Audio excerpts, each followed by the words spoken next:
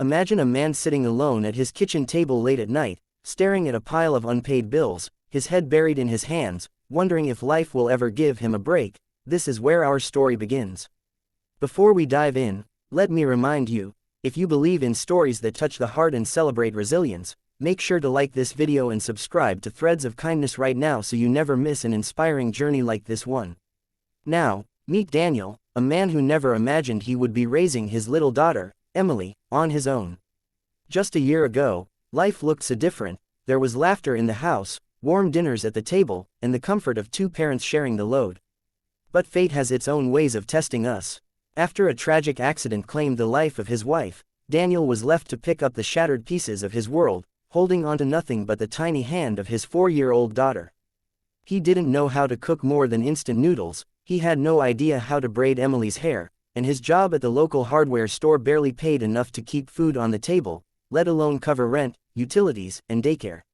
His nights were sleepless, not because of noise, but because of the heavy silence that reminded him of everything he had lost. He'd wake up each morning to Emily's innocent smile, and though her hugs gave him strength, he knew she deserved so much more than the broken man he had become. The days blurred into each other, rushing to work, hurrying to pick Emily up, scraping together dinner, and collapsing into bed just to do it all over again. Friends slowly drifted away, some didn't know what to say, others didn't know how to help. Daniel found himself drowning in loneliness, hiding his tears so Emily wouldn't see. But even in the middle of all this pain, there was one thing that refused to die inside him, the love he had for his daughter. It became his anchor, the fire that kept him moving forward, no matter how heavy the weight. Still, he couldn't shake the thought that he was failing her. One evening, after another grueling day, Daniel came home to find Emily sitting at the table with her crayons, scribbling something on paper. When he asked what she was drawing, she looked up with her big brown eyes and said softly, "It's us, Daddy. You and me. Don't worry, we're going to be okay." That tiny voice pierced through his despair like sunlight breaking through storm clouds. For the first time in months, Daniel felt a flicker of hope. It wasn't much, but it was enough to remind him that giving up was not an option. He had to find a way, no matter what, to turn their life around. And so, with trembling hands and a heart still healing, Daniel made a promise to himself and to Emily, that he would fight, learn, and grow until he could give her the life she deserved. He didn't know how yet, but he knew why. And sometimes, that's the spark that begins a whole new journey. The days that followed Daniel's promise to himself were anything but easy. In fact, life seemed determined to push him even harder, as if testing whether his resolve was real or just a fleeting moment of hope. He woke before dawn, dragging his tired body to prepare Emily's lunch, dressing her in clothes that never quite matched because he hadn't yet figured out what little girls like to wear, and rushing her to daycare before heading to the hardware store. There, he worked long hours stacking boxes, helping customers, and smiling through exhaustion because he couldn't afford to lose the one steady income he had. But even with his endless effort, the numbers never added up. The rent was overdue, the fridge was nearly empty, and every bill that arrived in the mailbox felt like another nail in the coffin of his hopes. On the nights he worked late shifts, he would pick Emily up with a heavy heart, knowing she had waited far too long for him. One night she looked at him with sleepy eyes and asked, "Daddy, why are you always so tired? Don't you like playing with me anymore?" Those innocent words shattered him more than any overdue bill ever could. He realized that while he was fighting for survival, Emily was quietly longing for the father she once knew, the one who laughed, played, and tucked her in with silly bedtime stories. It was then Daniel understood that success wasn't just about paying bills, it was about being present for his daughter. But how could he balance it all? How could one man carry the weight of two lives? Every weekend, Daniel tried to make up for the lost time by taking Emily to the park or reading her favorite storybook, though sometimes he would doze off mid-sentence, his body unable to keep up with his determination. There were moments he wanted to break down completely. He would lock himself in the bathroom for a few minutes, pressing his forehead against the cool tile wall, fighting back tears so Emily wouldn't see the cracks in his armor. And yet, no matter how exhausted or broken he felt, one thought echoed in his mind: "She needs me." That thought became his shield, his reason to stand up every time life tried to knock him down. But the pressure didn't stop at home. At work, his boss began noticing his fatigue, his slower pace, and his distracted mind. Whispers of, "maybe he can't handle it," floated around the store. Fear of losing his job consumed him. One evening, Daniel sat staring at his pay stub, realizing that even with all his effort, it wasn't enough. He couldn't keep living on the edge of collapse. Something had to change. That night, after Emily had fallen asleep, Daniel sat down at his kitchen table with a notebook and pen. For the first time, instead of drowning in despair, he started writing out ideas, what skills he had, what opportunities might exist, and what small steps he could take to build a better future. It wasn't a miracle solution, but it was the first moment he took control rather than letting life control him. He knew this road wouldn't be easy, but he also knew that if he kept waiting for life to magically get better, Emily would grow up watching her father stuck in struggle. He refused to let that happen. And so, Chapter 2 of Daniel's life closed not with answers, but with a decision, the decision to fight harder, to search for opportunities beyond his current world, and to believe that even in the darkest of times, there was a path forward. Because sometimes, the greatest success stories don't start with triumph, they start with a man on his knees, choosing to rise again. Change often begins in the quietest of moments, and for Daniel, it started one rainy evening when he ducked into the public library with Emily. They were supposed to just wait out the storm, but while Emily played in the children's corner, Daniel wandered through the shelves, his tired eyes landing on a book about starting small businesses with limited resources. Out of curiosity, he flipped through the pages, not realizing that this simple act was about to change the course of his life. The words spoke directly to his struggles, ordinary people who had turned hardships into opportunities by using skills they already had. Something inside him stirred. Could he do this too? He remembered how much he loved fixing things, how neighbors often came to him when their chairs wobbled, their locks jammed, or their shelves broke. Repair work had always come naturally to him, and suddenly, he wondered if this could be more than just a hobby.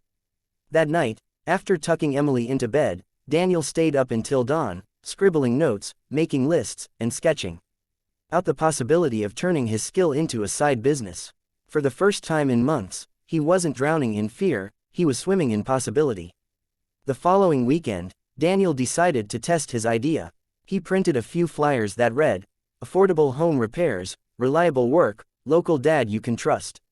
He handed them out in his neighborhood and posted a few at the grocery store, the church bulletin board, and even the daycare center. At first, silence. A week passed with no calls. Doubt crept back in. Was this just another false hope? But then, one evening, his phone buzzed. A woman needed help fixing a leaky faucet. Nervous but determined, Daniel went over, did the repair, and left with not just a small payment but also a glowing smile from the customer. Word began to spread. Slowly, the calls trickled in, another faucet here, a broken shelf there, a door that needed fixing. The jobs were small, but each one built his confidence. He was no longer just a struggling employee at the hardware store, he was a man building something of his own, piece by piece. Emily noticed the change too. She would watch him pack his tools and beam with pride, telling everyone, "My daddy can fix anything." Her innocent faith in him became the fuel he needed on days when exhaustion tried to drag him down. Every time he saw her smile, he remembered why he had started this journey. Still, the road was far from smooth.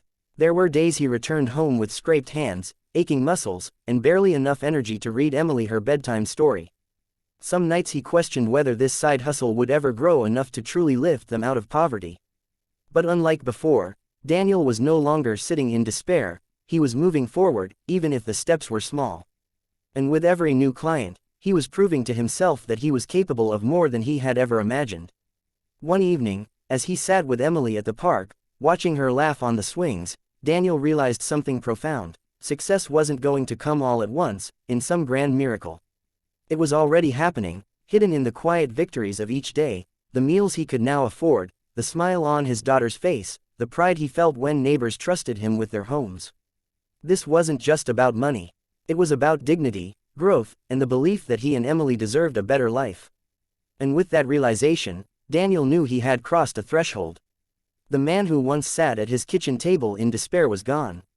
In his place stood someone who believed, truly believed, that brighter days were ahead.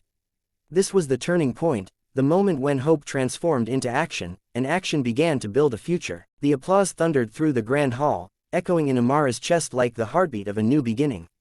She stood on stage, clutching the sides of the podium, her breaths uneven but her spirit soaring. For the first time that day, she felt seen, not as someone to be doubted, not as someone questioned at a boarding gate, but as a woman whose voice carried weight and purpose. As the crowd slowly settled, she caught sight of James Carter once more, rising from his front row seat and moving toward the stage with deliberate steps.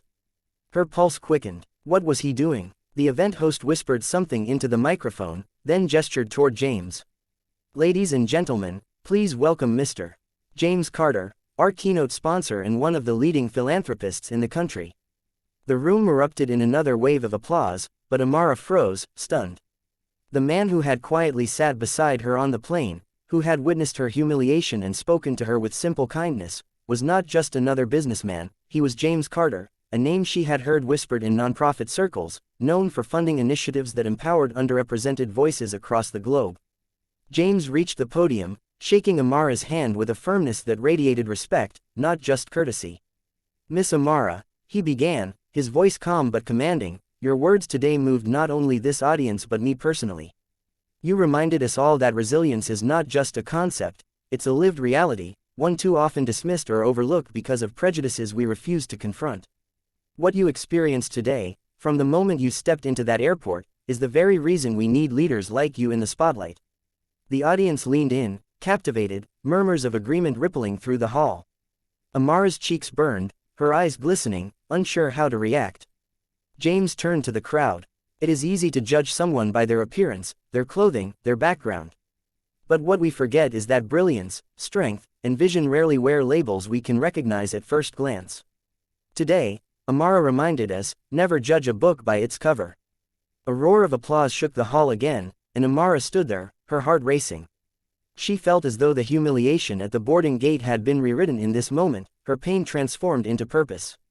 James placed a hand on her shoulder, his tone softening as he addressed her directly. "You deserve more than just applause, Amara. You deserve a platform." He paused, letting his words sink in before continuing. "I would like to personally offer you a mentorship through my foundation, as well as the resources to expand your reach. Your story deserves to be heard by the world, and I intend to help make that happen." Amara's breath caught in her throat. For years she had fought silently, carrying the weight of doubt, enduring prejudice, questioning her worth. And here was a man whose influence stretched across continents, standing beside her, offering not charity but partnership, recognition, and opportunity. Tears welled in her eyes, and though she tried to blink them away, one slipped down her cheek, betraying the storm of gratitude and disbelief within her. The audience rose to its feet, delivering a standing ovation that lasted longer than any applause she had ever heard. Cameras flashed, journalists scribbled notes, and in that instant, Amara's story leapt beyond the walls of the summit. She wasn't just the girl who had been denied dignity at a boarding gate, she was the voice of resilience, the living proof of why kindness and recognition mattered. Later, as the summit concluded and the crowd dispersed, James and Amara found themselves seated in a quiet lounge. He leaned forward, his eyes sincere. "You may not realize it now, Amara, but today wasn't just a speech, it was a turning point. People will remember what you said, but more importantly, they will remember who you are." Amara smiled softly, her voice trembling with both humility and determination. "All I ever wanted was to show that we belong, no matter where we come from. If my story can open doors for even one other person, then all the struggles were worth it." James nodded, raising his glass of water in a toast. "Then let's make sure your story opens doors for thousands."